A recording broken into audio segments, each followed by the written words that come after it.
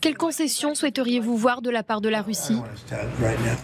Oh, je ne veux pas commencer tout de suite, mais je peux vous dire que l'OTAN, vous pouvez l'oublier. Je pense que c'est probablement la raison pour laquelle tout cela a commencé.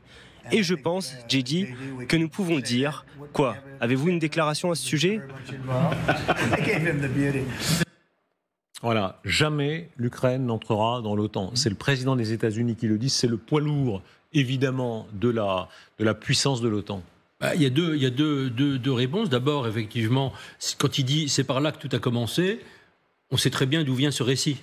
C'est le récit, sans queue ni tête, russe, que les Russes essayent de faire croire, c'est la faute de l'OTAN, etc., l'encerclement. Et voilà. Un Poutine qui veut revenir à l'OTAN avant l'élargissement de l'OTAN aux pays d'Europe centrale ex-soviétique. Donc on est dans une construction poutinienne constante.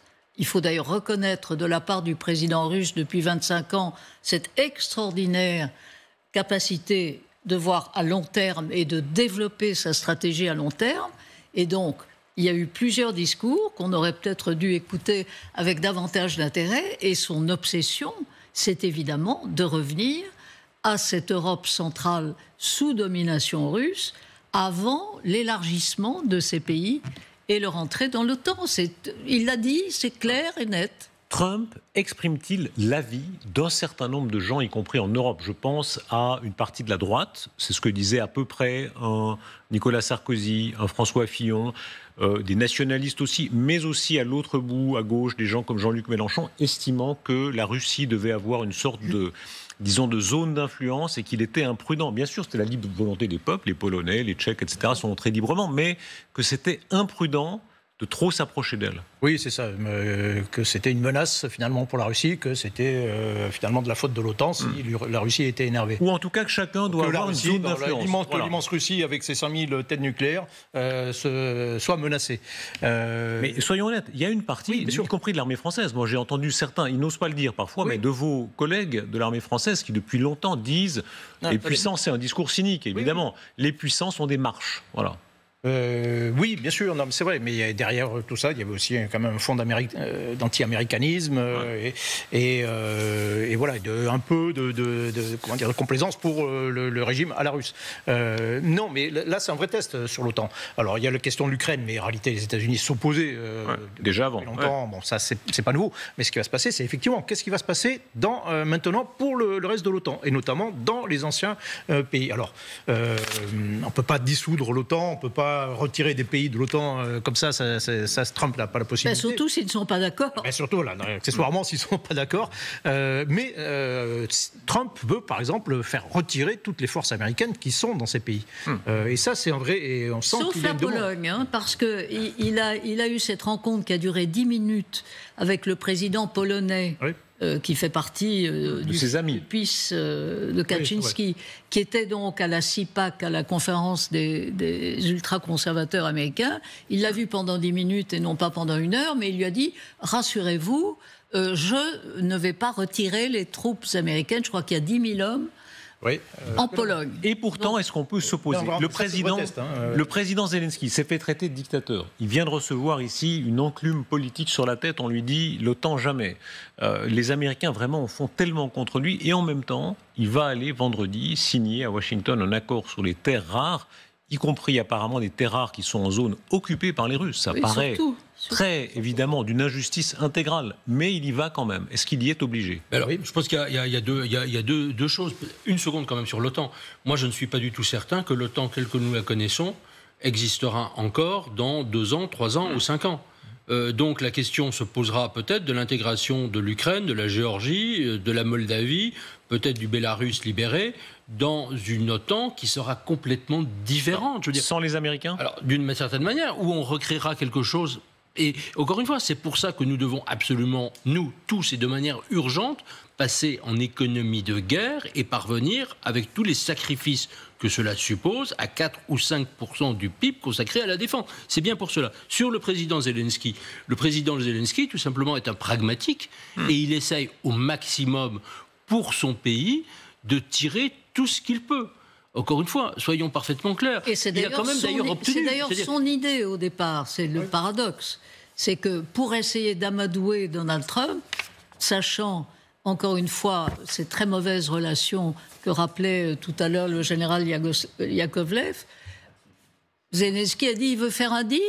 Bon, il y a ce deal-là. En plus, ce mirage des terres rares, c'est très complexe, les terres rares. C'est très profondément enfoui. On ne connaît pas leur localisation exacte, sauf qu'effectivement, c'est surtout dans le Donbass. Donc, qui va faire encore une fois une bonne affaire? C'est Poutine. Parce que si les États-Unis ne remettent pas en cause l'occupation par la Russie de toute cette partie-là, je crois que c'est à peu près 19% du territoire ukrainien par les troupes occupées, ça veut dire que les terres rares ukrainiennes seront exploitées pour le plus grand profit du Kremlin. Mais en même temps, est-ce qu'au fond, on obéit aux États-Unis? On entend toutes vos réserves, vos contestations, etc. Mais à l'arrivée, c'est le plan américain qui s'écrit. Pardon, mais je vous rappelle quand même, vous-même, Nicolas Tenzer, de manière extrêmement constante, et il faut vous rendre honneur pour ça, vous avez toujours dit on ne négocie jamais. C'est une erreur de négocier. L'Ukraine négocie. Vous avez toujours dit... On ne négocie pas avec Poutine. Voilà, on ne négocie pas. Oui, mais position, elle était claire. Vous avez raison. Mais là, on va négocier avec Poutine, de fait. Écoutez, pour l'instant, encore une fois, on n'y est pas. Là, pour l'instant, il y a les Américains qui le font. Il y a les Américains qui le font. Mais même le président Zelensky, Nicolas, soyons honnêtes, même le président Zelensky a dit je négocierai, il a même ajouté je ne négocierai qu'avec Poutine, pour dire il veut vraiment que ce soit un accord. Oui, mais avec derrière des choses aussi qu'il réaffirme. C'est-à-dire que lui, il ne peut pas, le président Zelensky, aussi vis-à-vis de Trump aujourd'hui, il ne peut pas dire autre chose. Il faut voir aussi que vous avez des postures. Et parfois, je dirais, la pression marche. Regardez, rappelez-vous le premier accord, ou soi-disant accord, sur les... D'ailleurs, c'est pas uniquement les terres rares, hein, c'est aussi une série de minerais. Enfin, c'est un truc beaucoup plus complet. Avec le racket absolu de Trump, les 500 milliards de dollars qu'il voulait imposer. Je veux dire, Zelensky a dit niet.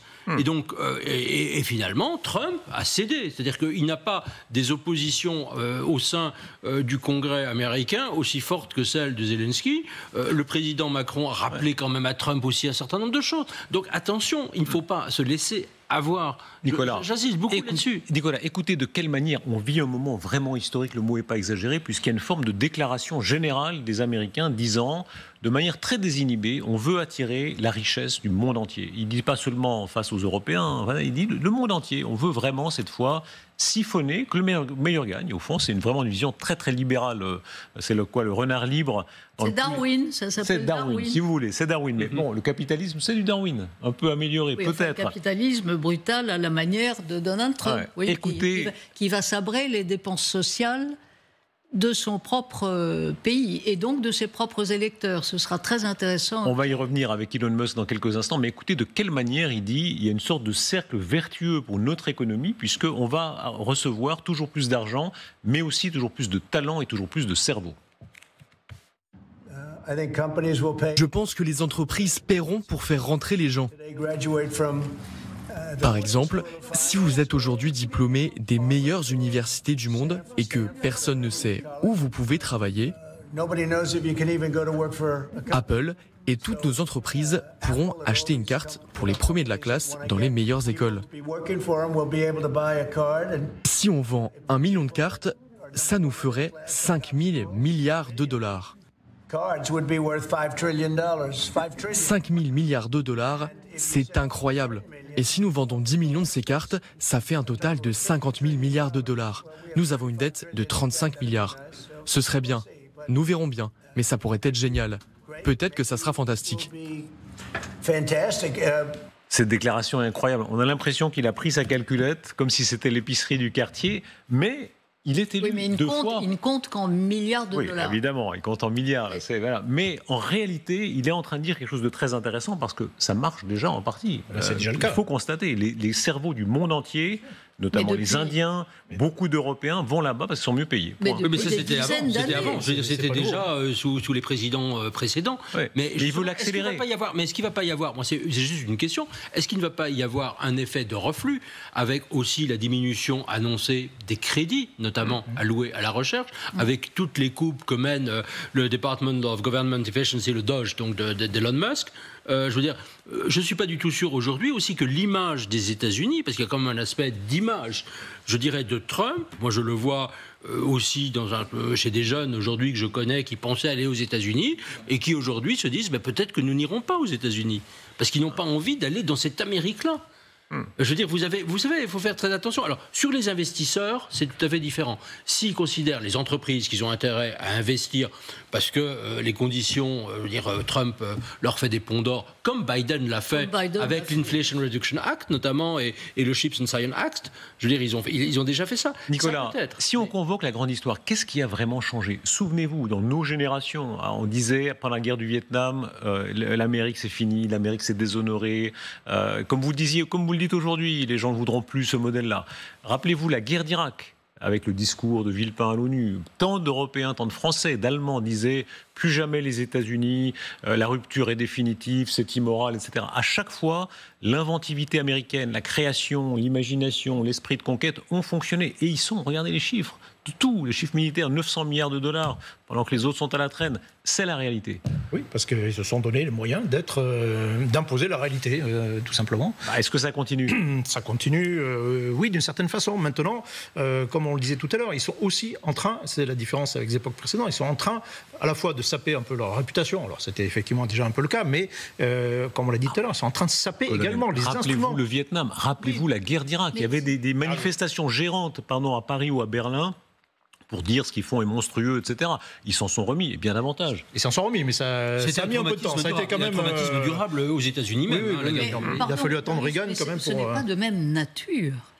Les différentes administrations américaines ont fait des erreurs massives au regard de l'histoire, au regard du jugement que les Européens en particulier pouvaient avoir, je pense au Vietnam, mais la France avait perdu en Indochine. Donc c'est un tout autre contexte. Ce qui est très différent, encore une fois, c'est que là, on a affaire à une administration et surtout un président qui s'estime en fait complètement à l'abri de toute espèce de poursuite, qui piétine la constitution de son propre pays, qui ne respecte pas le Congrès, lequel est complètement asservi, en tout cas les Républicains, où il faut toujours le rappeler, une très faible majorité. Donc les démocrates se disent, dans 2 ans, ça va rebasculer. Mais en attendant, Donald Trump est en train, encore une fois, de priver les États-Unis d'Amérique des outils qui ont fait la puissance de ce pays depuis 80 ans. C'est saisissant historiquement et à mon avis beaucoup plus intéressant à analyser qu'un retour sur les embardées ou les erreurs, qu'elles aient été républicaines ou démocrates, s'agissant de la guerre d'Irak en particulier, de l'Afghanistan, etc. Ce n'est pas de même nature, me semble-t-il. Christine Ockrent, vous rappelez le mot prêté à Chancel, et Dieu dans tout ça. Dieu est là, en tout cas il est supposément dans la salle où se réunit la réunion. Il ne faut pas oublier que Dieu a sauvé Donald Trump, et que d'ailleurs, Vladimir Poutine lui-même a dit il y a 2 jours, Dieu m'a confié cette mission, et donc on voit que ces 2 grands dirigeants communient en quelque sorte sous l'Esprit Saint.